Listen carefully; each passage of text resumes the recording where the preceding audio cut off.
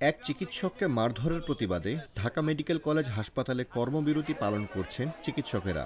অবহেলায় রোগীর মৃত্যুর অভিযোগ তুলে এক চিকিৎসককে মারধরের ঘটনায় হাসপাতালটির জরুরি বিভাগ, বহির্বিভাগ সহ সব ওয়ার্ড থেকে চিকিৎসা সেবা বন্ধ করে দিয়েছেন তারা। এ সময় হাসপাতালে চিকিৎসা প্রত্যাশী শত শত রোগীর দুর্ভোগ পোহাতে হচ্ছে। আজকে সার্জারি হওয়ার কথা ছিল, এটা গন্ডগোলের সময় তো আর ডাক্তাররা তো বন্ধ করে দিতে।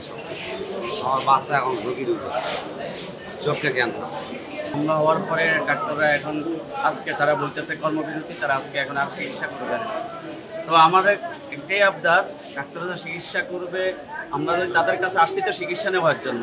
এখন যদি তারা যদি আমাদেরকে চিকিৎসা না দেয় তাহলে আমরা কার কাছে যাব? আর এত রোগী তো সবাই ভোগান্তির মধ্যে পড়ে রয়েছে, কারা আমরা তাদের কাছে যাব?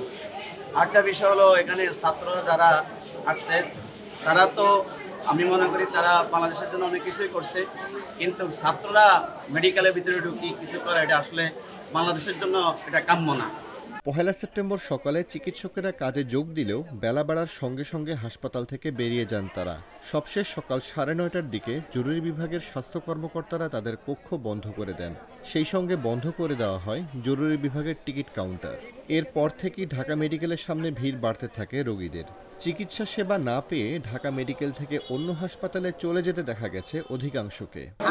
আমরা আছি চিকিৎসার জন্য, খালি পরীক্ষা নিরীক্ষা করছি, কাগজ দিছি, করছি, আমরা পরীক্ষা করতে পারছি, মানে এরা আমাদের কোনো এই বিরতি কি বিরতি এটা তো জানি না। আমার রোগী খুবই সিরিয়াস, ওনার মস্তিষ্কের হাড়ের রগের শুকাই গেছে, সমস্যা হচ্ছে মারাত্মক, এই জন্য ইমার্জেন্সি আসছে। আসলে এই দেখি শুনুন যে এই অবস্থা কী হয়েছে, কালকে রাত্রে গন্ডগোল হয়েছে।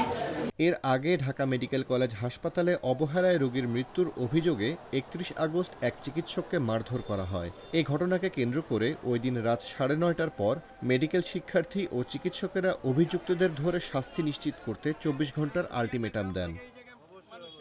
মেডিকেল শিক্ষার্থী ও চিকিৎসকেরা জানান, মাঝে মধ্যেই হেনস্থা ও মারধরের শিকার হন চিকিৎসকেরা। রোগী মারা গেলে অবহেলা, ভুল চিকিৎসায় মারা গেছে এমন অভিযোগ শোনা যায়। কয়েকদিন আগেও জরুরি বিভাগে এক চিকিৎসক হেনস্থার শিকার হন। ৩১ আগস্ট রাতে চিকিৎসকেরা জানান, ২৪ ঘন্টার মধ্যে সিসিটিভির ফুটেজ দেখে অভিযুক্তদের শনাক্ত করে শাস্তি নিশ্চিত না করলে সব চিকিৎসকেরা হাসপাতালে স্ট্রাইক করবেন। ঢাকা মেডিকেল সহ দেশের সকল হাসপাতালে চিকিৎসকদের পূর্ণ নিরাপত্তা নিশ্চিতের দাবি জানান তারা। এ সময় কলেজের ভারপ্রাপ্ত অধ্যক্ষ অধ্যাপক ডক্টর কামরুল আলম তাদের সঙ্গে একাত্মতা ঘোষণা করে বলেন, তারা দুইভাবে অপরাধ করেছে, আরেকটা সরকারি কাজে বাধা দেন। আমাদের একটু সময় দিলেই দ্রুত তাদের বিরুদ্ধে ব্যবস্থা নেওয়া যাবে।